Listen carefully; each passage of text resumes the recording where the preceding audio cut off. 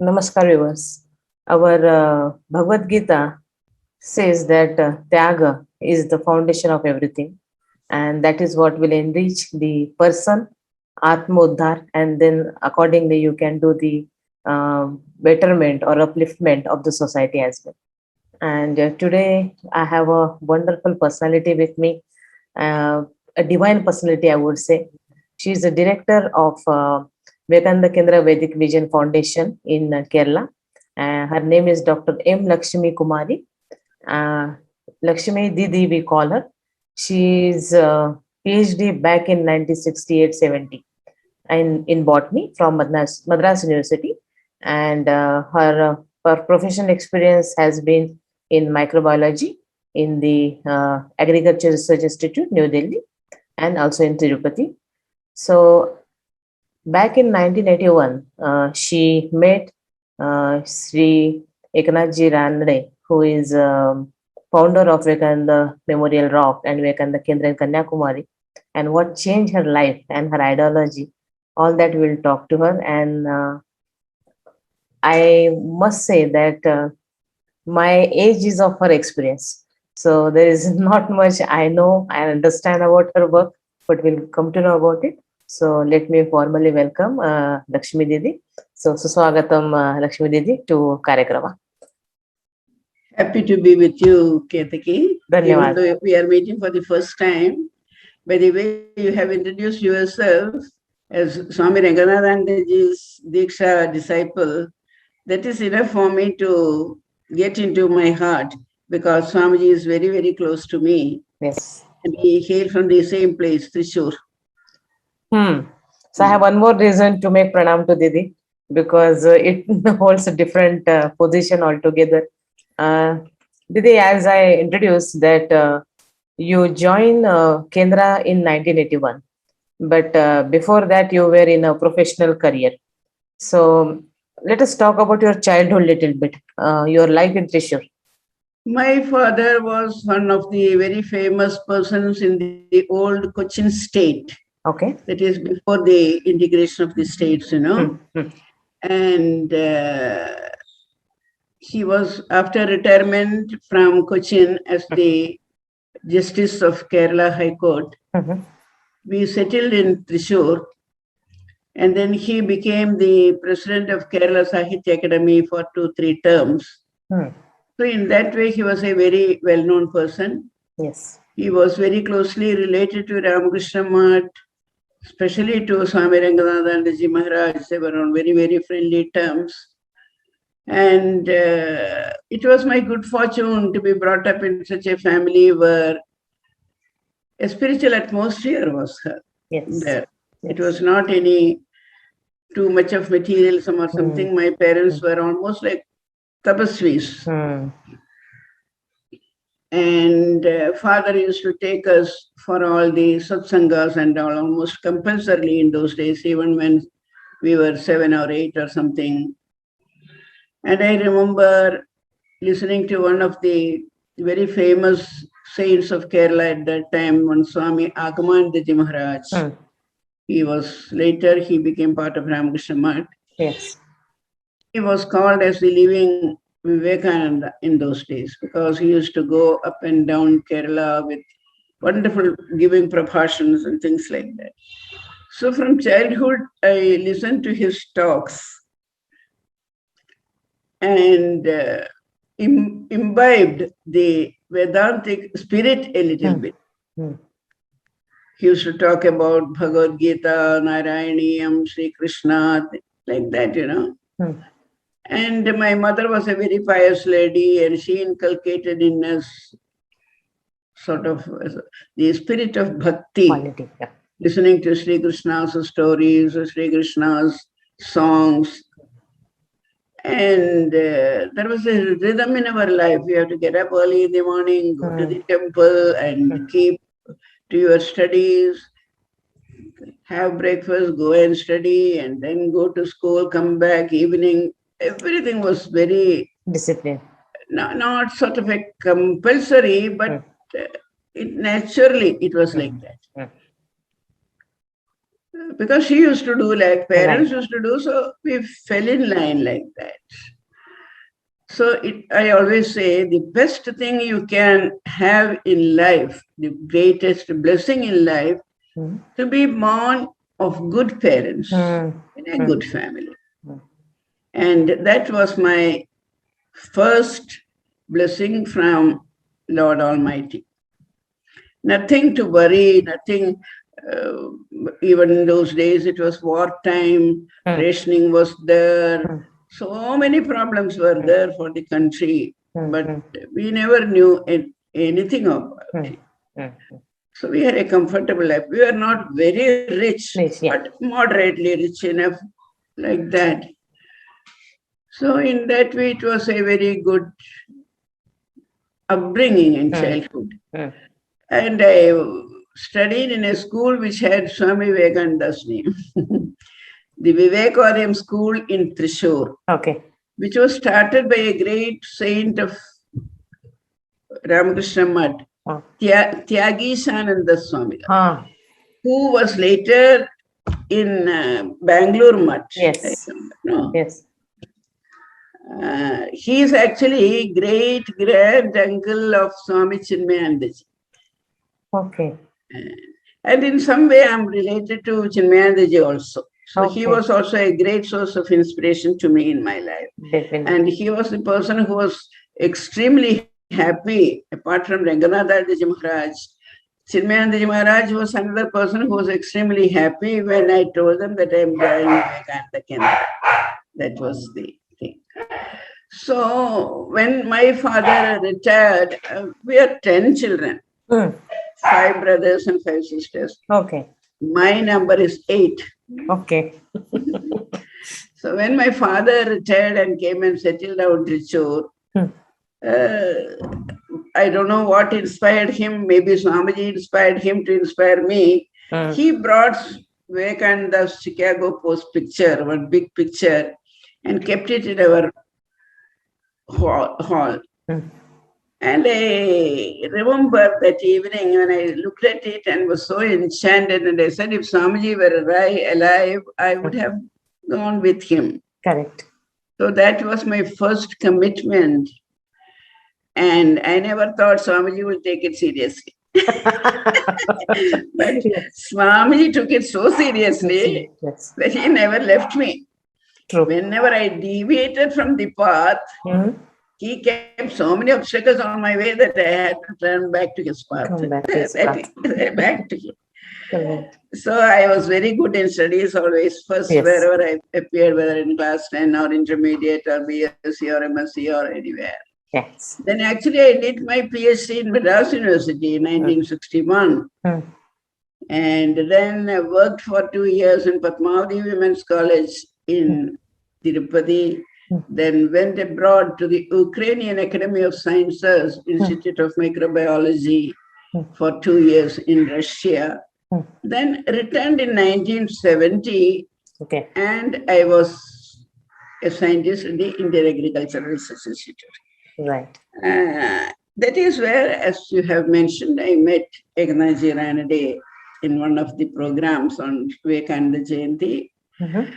And I enrolled myself as a simple patron of the annual patron of Vivekananda Kendra. Okay. So for that, did you quit your profession, Didi?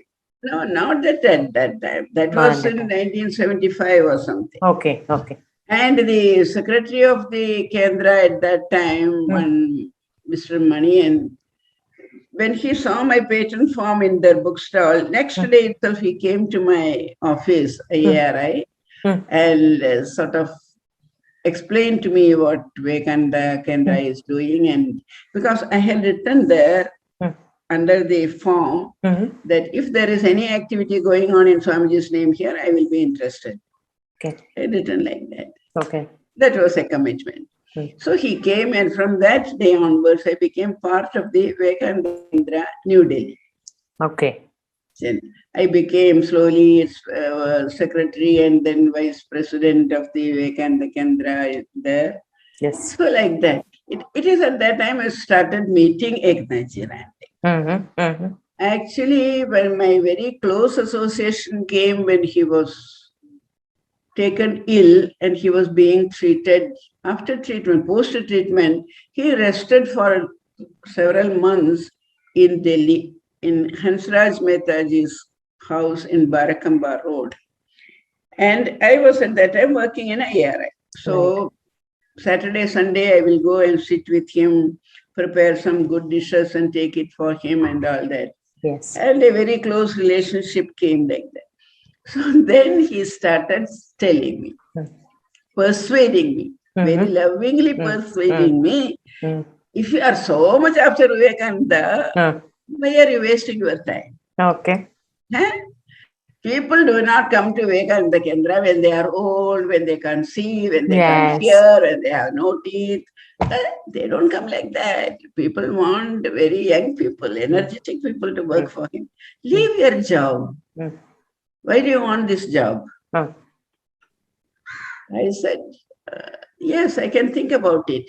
But there is one thing, by the time my father had died. So I said, I don't do anything without my mother's Consultation. blessing. Yes. So he said, you go. I have no doubt at all that she will bless you because these words of mine have come directed by your Guru. It is Swamiji who has made me call you. So there is no question of your mother standing against your wishes. So I said, okay, I will see.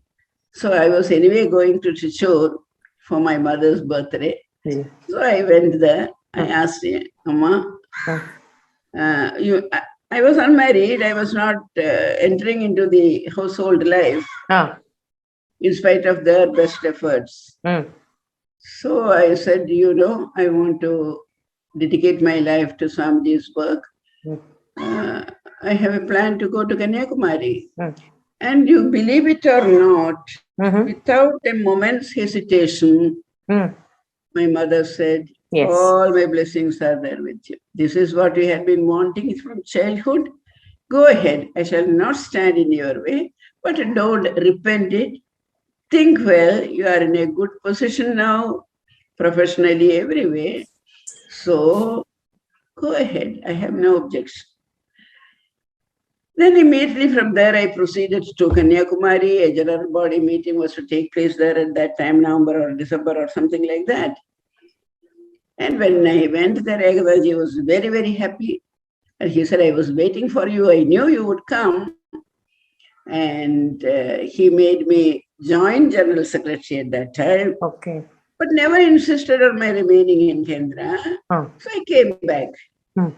Then what happened later, when he returned to Kanyakumari after his treatment and everything, people thought to help him in his work, they will create a new post of a working president. So that somebody to take some responsibility. Yes. So nobody dared to ask him how, where, and all that. So when they approached him, he asked them, who do you have in mind?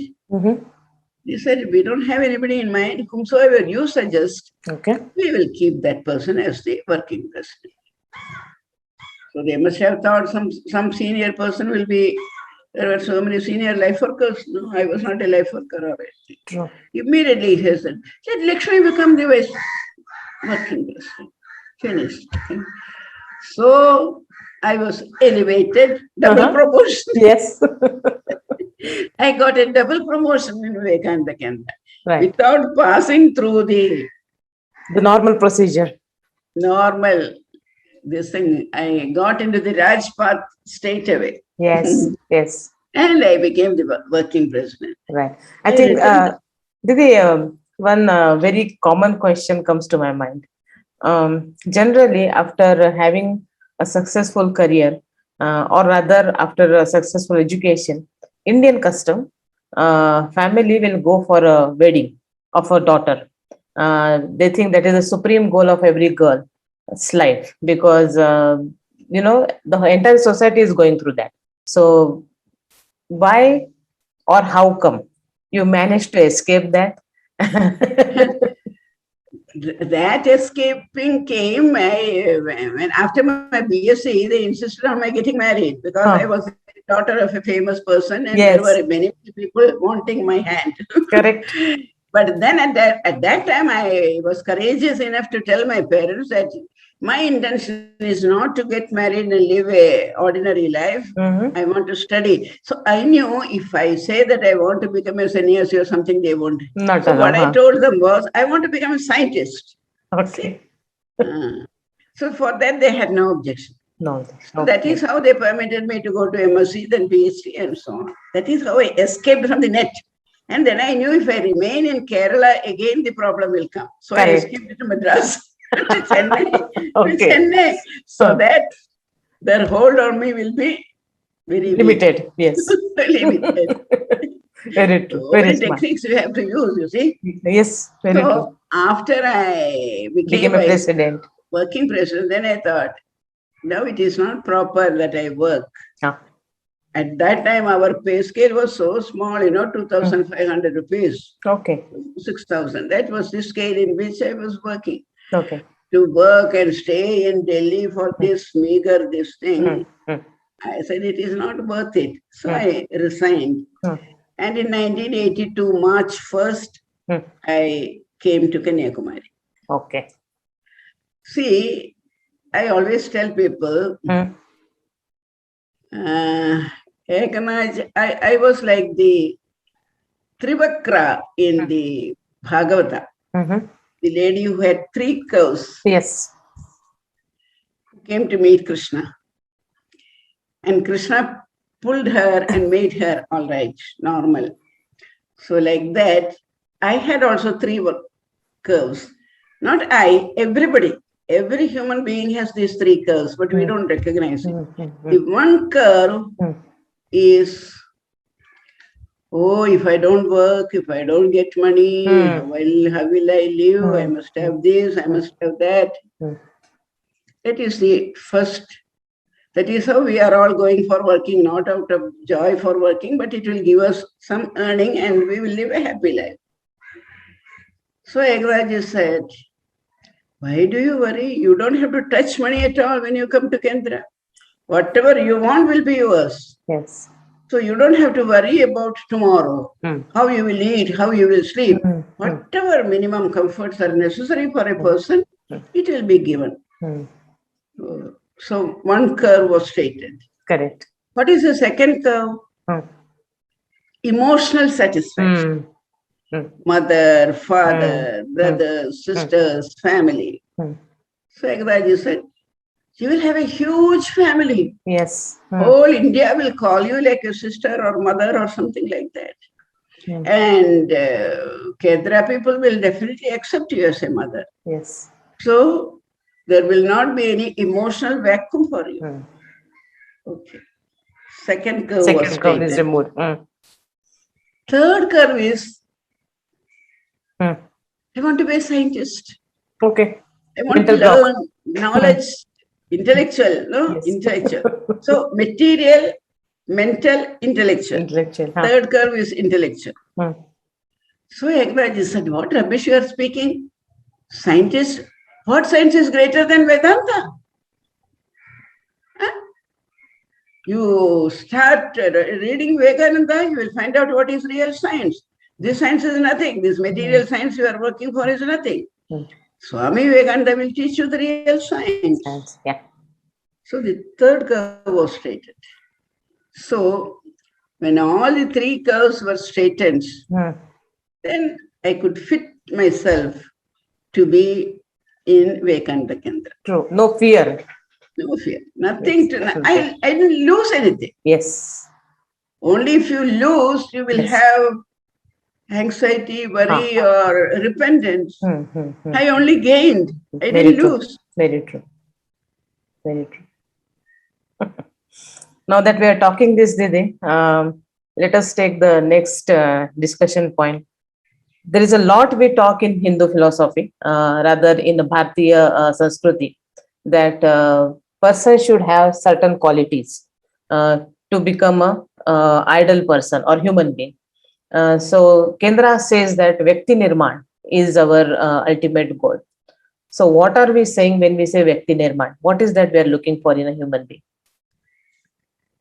See, as I said about myself, there are 3 stages in which we have to do this Vyakti Nirman. Okay.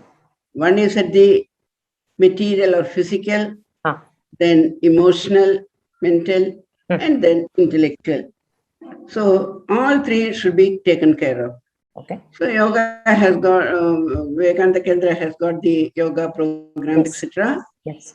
which would take care of the physical health of a person, then make him understand the essential principles of Karma Yoga so that he can work efficiently wherever he goes, and then remove from him the false attachment to the family and instill there the expanded family wherever he goes and works, whether it is in Timbuktu or here or there. There he gets a family. He adopts a family. He's adopted into the families there. So that emotional expansion is a must. So a little bit of Bhakti Yoga is also essential. Correct. He should be a Bhakta also, a Sadhaka, because once in a way when he feels a little dejected or this thing, you must be able to call upon the Lord and chat with him and pray to him and things like that so that the mental anxieties are removed. Right. So in Vyakti Nirman, Bhakti has also got a important role to play. Yes. Then that will not be complete. He must engage himself in intellectual pursuits. So for us, it is very easy. You have to read complete works of Vivekananda. There is nothing else is needed. And Mani Egnaji's talks are there. His books are there. So all that will give you essential material for intellectual, we cannot say entertainment, attainment. So in Vyakti Nirman, all these 3 should be properly taken care. And then I will also say the hands, our physical, this thing, Sharira Madhyam Khalu Dharma Sadhana. How do we expand our physical structure? By doing service to others. Try to be of as much as service to others. Can I help you? Must be a constant refrain. When you see anybody, when you approach anybody, Sri Ramakrishna's Pranamastra. Yes. So ours it should be, can I help you? Yes. So in that way, we should expand the use of our physical attributes. Then similarly, at the mental level, the best thing to expand the mind is loving somebody. Expand your heart through love, compassion, surrender. Yes. So that is the way. So the character building, heart plays a very important role. You can't go and serve anybody thinking him as an enemy. You should learn to love him as your own brother or sister or mother or father or friend or something like that. So your capacity to love, that is of great importance in character making. And thirdly, our intellect also should be kept always alive and active by taking some studies, pursuing some satsang, listening to satsangs and taking part in satsangs and probably writing, probably talking. So the brain should be kept alive and active. So character building, all these 3 should be well integrated, well nourished, and well used. Right. As you rightly said, we have a thought that Vasudhaiva Kutumbakam. So we should accept everyone as your own family, as your own person, and then only you can extend your compassion and service, as you said. When you accept the person, then it is easy to serve. Didi, you are presently taking care of Vivekananda Kendra program, that is Vedic Vision Foundation. So please tell about the Vedic Vision Foundation little bit. See, in 1995, when I decided to step down from the president's chair, so they didn't want me to just go to somewhere and do nothing. After being the president of Vivekananda Kendra, some equally elevating positions should be given to me. So Kendra was kind enough to start a new trust, Vivekananda Kendra Vedic Vision Foundation, and make me the lifetime chairman of it. I cannot run away from here. Yes, the entire responsibility was in your shoulder. The life chain is there with me. Yeah. And after coming here, of course, I didn't have much ideas at that time, especially. Then I thought what I can do is how Vivekananda's exhortations are in tune with Vedic, because he never claimed anything of his as new found, no? No. So whatever he said this is backed by such and such, such and such, such and such. So the practical Vedanta, how to make it practical in the lives of the people, in the children. So in that way, I started the activities to bring more energy to the homes and children. We have got a small Shishu Vihar, where little children are educated into the Indian cultural, spiritual way of life. Karagre, Vasudhaiva, Lakshmi, Samudratane, Devi. So all these are taught to the children from childhood. So they grow up into very lovable human beings. Yes. At the Vedic Vision Foundation, are you also having some sort of programs which will attract youngsters to learn the Veda, Upanishada or Sanskrit chanting? No. Or see, Kerala in that way is a very difficult terrain to work with. All of our students in colleges and universities are so politicized with a negative philosophy. It is very difficult to attract them. So we go only up to the school level, to be honest. College campuses are full of this anti-national, anti-national activities, It is very difficult to extract some people from there. I see.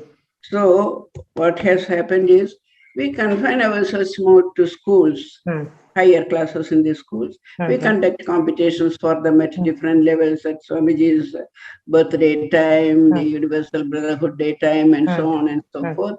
And another group is our yoga students. Yes. So the yoga students who come to us, they are ready to absorb whatever we give them. Right. With them, we share this Vedantic knowledge. And through satsangs. And when we first came to Kodungalur, we used to have monthly satsangs and all that, bringing very good speakers and making them talk. Then by the time the corona started, now everything has stopped. And a few programs we have is only online. For the last 2 years, the campus is very much silent, but for a few people coming for the yoga pickup. Yeah, pandemic has affected the entire life globally. The entire life. Yes. The shaping up the society is definitely one task, but women, especially mothers, definitely play a bigger role in nourishing children, not only physically, but intellectually also and psychologically also. So what is that you want to tell mothers? Like mothers have to become the spiritual teachers of the children. There is no other way to improve the society. Mothers should absorb the spiritual culture of our land, imbibe it, and pass it on. When I talk to women, I say every woman has to be a Devakarya Samudyata. She has come to do Devakarya. Devakarya is keeping up the traditions of Satya and Dharma. That is her prime responsibility. To be born in India as a Hindu mother brings a special blessing on you and a special responsibility. Yes. Special blessing is you become part of Parashakti. Yes. And special blessing duty is you pass on to the younger generation this rich heritage and knowledge. The perpetuation of Satya and Dharma. So that is the thing which we have to give. And I say, we all know of the 4 main Vedic mantras, Mahavakyas. I say for me, the 5th Mahavakya is Matrudevo Bhava. Recently, I had a lot of people here who were finding it difficult to approach Bhagavad Gita. They said they can't read Bhagavad Gita, how to understand Bhagavad Gita. So surprisingly, one inspiration came to me and I talked to them about the family concept in Bhagavad Gita. Nobody has thought about it, nobody has written about it, nobody has spoken about it. So I talked 21 lectures I gave through online, taking each chapter and culling out Krishna's views on family. The basic tenet is don't be unnecessarily attached to your family. Your family is nothing. It is only a stage for you to act. You must grow into the cosmic family. So 21 talks I have given. I want to bring it out as a book. Kendra is insisting on my doing it in English. But after coming here, I speak only in Malayalam, and it becomes a great effort for me to recast it in English. Let me see, maybe. But I wrote a book on Sita Must Live. I don't know whether you have heard about it. Sita Must Live. All my articles on women which came in our Yuva Bharati, they have been compiled together as Sita Must Live. It was published in Delhi. Didi, now that we are talking about this, Swamiji has said that give me 100 youth and I will change the universe. Yes. So what kind of 100 youth was he looking for? So, and have you not got as of now? That is what we are trying, and under the circumstances, Corona has taken our, put a stop to our efforts. No, we can go on. Even it is very difficult to attract youth to a spiritual life, But probably Corona will bring a change. More and more people are taking to spirituality, to simpler life. To yoga. From town to villages, from business to farming. So some sort of a change is coming over the people.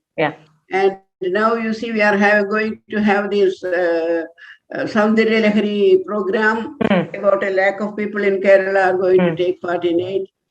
And probably if we are patient, we may see a change. Because Corona has taught people the uncertainty of life. And that has made them to think about the way Hinduism is, the way our Sanatana Dharma is, and the way our life is, which is more sustainable.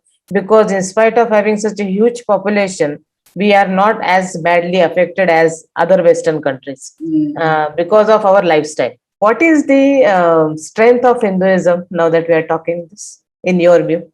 strength of Hinduism is each soul is potentially divine. Aham Brahmasmi, Tattvamasi, Prajnanam Brahma, and Vasudeva Kudumbakam, Madhurdevo Bhava, Ishavasyavidam Sarvam.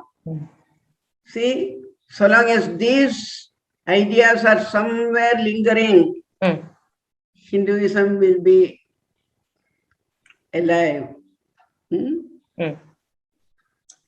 So people like us should absorb the real meaning of these and try to spread it through our life. Swamiji is very particular in saying, values cannot be spread only by living them. A few people living them will have to show. Now, in all this corona all around us, our center was not affected because the life here is different. Yeah. Yes. That's what happened. People who are following certain discipline and certain simplicity, they are the one who could fight with it, and they are the one who are surviving without any trouble. Yes, very true. Now that you already spoken about it, as you just now mentioned that people should lead by example and not only talk about it. They should live, and then that is what will impact the society. So intellectuals of our society, they are the torch bearers. They should be, because most of the people in society follow the leader, and they need someone to guide them, someone to channelize them, someone to show them the path. So how big an important role intellectuals of the society have to guide the society? Unfortunately, our intellectuals, most of them are going in a different direction, That's why I'm asking you this question. So who is going to, if a Vivekananda was alive or a Ranganathanandaji was alive today, they would have shown them what is real intellectual. As Ekanathji showed me what real intellectual search means. Yes. So that sort of an inspiring personality is not there in the country just now, except probably we can say our Honorable Prime Minister. Yes, yes. The last question. Nowadays, girls are getting a lot of exposure, education, and also a lot of support from the families to excel in their life. Do you think that women should take up a lead role and take more responsibility? Women should take bigger and bigger roles in modeling the society, but they should first be rooted in the real femininity, not womanishness. A womanish is that what they are going after. You have to get into the feminine aspect of it. The art and science of being a woman. They should learn that. Thank you so much. I must thank you for giving me this opportunity to open up. I wanted to talk more, but now that you are not well, so we'll stop here. Maybe once you are all right, maybe I'll come to the place and then we can spend some more time together. Oh, yes. Thank you so much. Thank you so much. Namaste. Namaste.